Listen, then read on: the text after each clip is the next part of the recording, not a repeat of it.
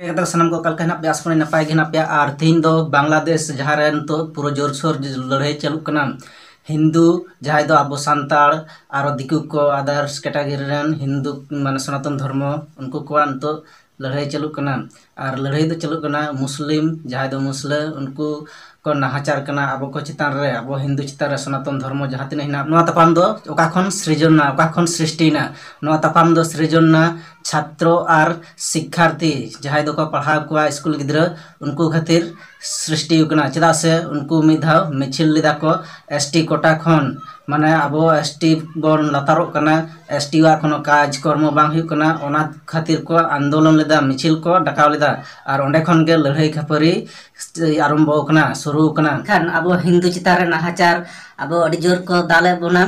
और अब जहाँ को कथा को रकाब दा उनको को दाले को एमन की कोई उतरे को नौकान हालत चलू कना बांग्लादेश रे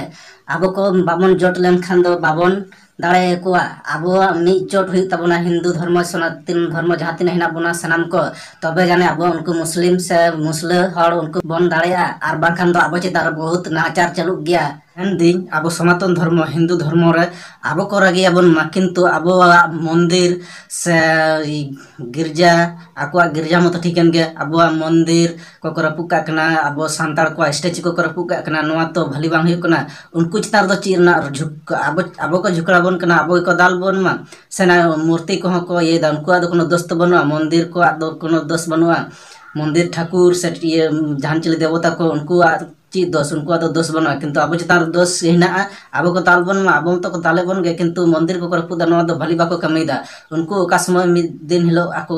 कष्ट को नाम गया भोगांति को भोग गया आईन प्रशासन उनको तो चिकायदा मिलिट्री फौज को किंबा आदर्श और जहाँ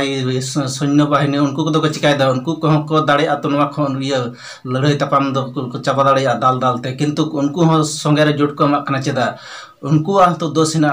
एंडेखान दो अंडे खन राज्य पॉलिटिकल कोनो चालू बांग चालू कना एनखान ओना राज्य रन मुख्यमंत्री से प्रधानमंत्री उनको को चिकायदा उनको दंत को जापिक कना कि उनको दोष हिना